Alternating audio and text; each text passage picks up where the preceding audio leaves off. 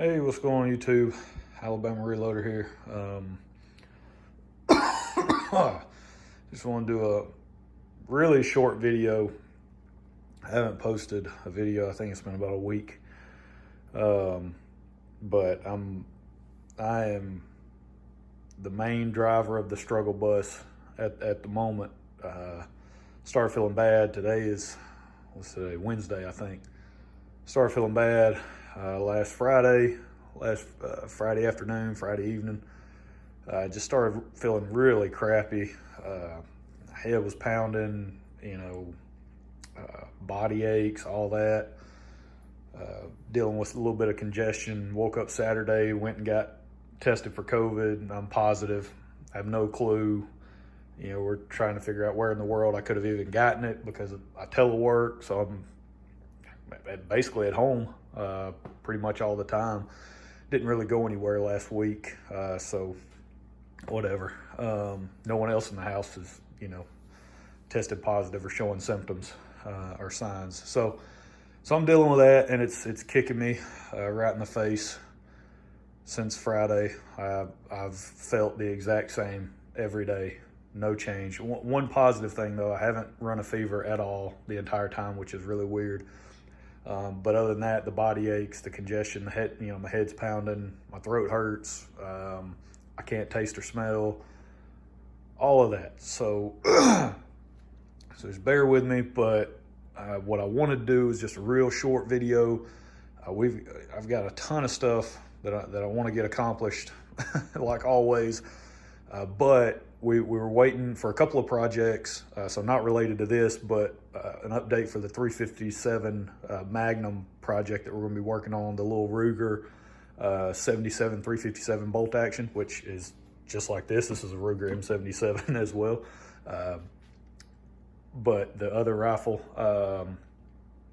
I'm finally, my Starline brass back order was finally filled. I think I placed the order, I think it might have been 6 to 8 weeks, maybe, something like that. And I got notification. That stuff, I believe, is, according to the tracking information, should be here today, depending on whether or not the weather delayed that. Hopefully that'll be here today, so we can get moving, get started on that project. And then, of course, we still have all the 270 Winchester stuff that we're trying to do and work on loads for that. But something new that is added to the mix.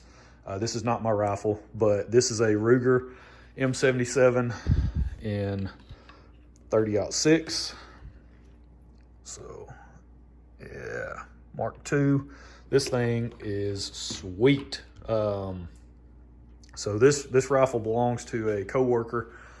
He reached out to me and was like, "Hey, I know you're big into reloading and all that. Would you mind taking a look at a couple of rifles that I have? I'd like for you to work up some loads for them, for the upcoming season." And what's cool about this setup is he's actually going to take this on an elk hunt. He went out west last season, last year, I think it was. Might have been toward the end of 2019, I think, something like that. Whenever it was, it's been so long now. But he killed an elk, shot that with the Remington core lock. I think it was the 165 grain, maybe. Remington core lock, I think that's what it was. And I believe that was his first elk hunt. Now he's going back for a second. And he asked me if I would work up a load for him. So, of course, I am not going to turn down that opportunity. That's such a cool thing that he even, felt like reaching out for that. So we'll be working with components. Well, I have 40 pieces. This is new. It won't focus. New Lapua 30-06 brass. I came by this when I bought a reloading setup off a guy, and it's just brand new, never been used. I've got 40 pieces, so I figured it'd be perfect for this project. And then the bullet that I decided on was the Barnes Tip TSX, the 168 grain. So I went with this. I wanted something with a little bit of weight behind it. I didn't want to go too heavy because part of his requirements or part of his criteria for this load, he needs to be able to he wants it to, the drop, basically his shots are, the furthest they're going to be is out to 300 yards,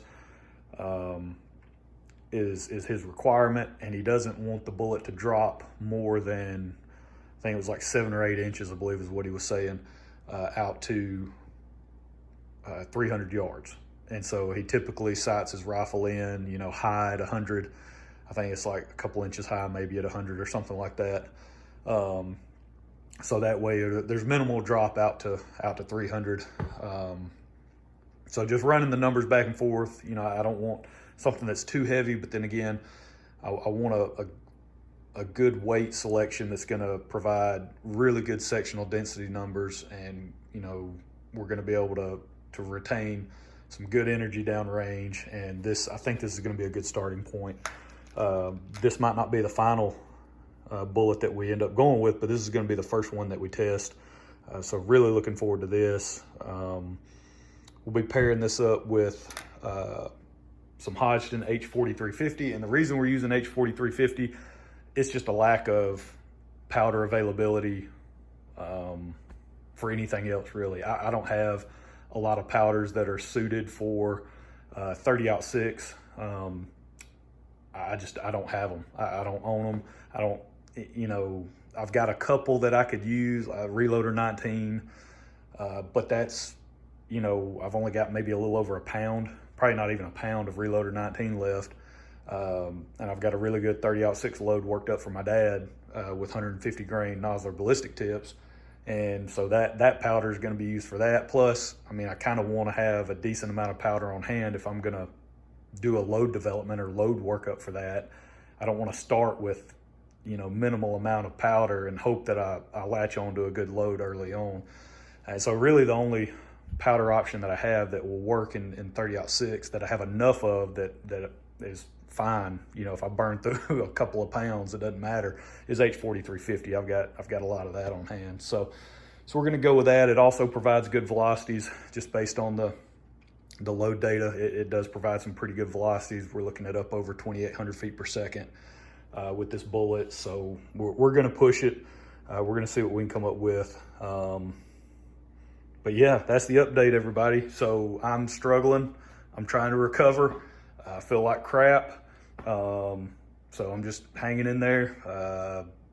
So bear with me, and we'll try to get some of these loaded up, get to the range, start doing some testing when I can fully recover and kind of get back to normal. So I appreciate y'all checking it out. Y'all just stay tuned and you know, come along for this elk load development. I'm looking forward to it. I think it's gonna be a lot of fun. So we'll catch y'all next time. Y'all have a good one.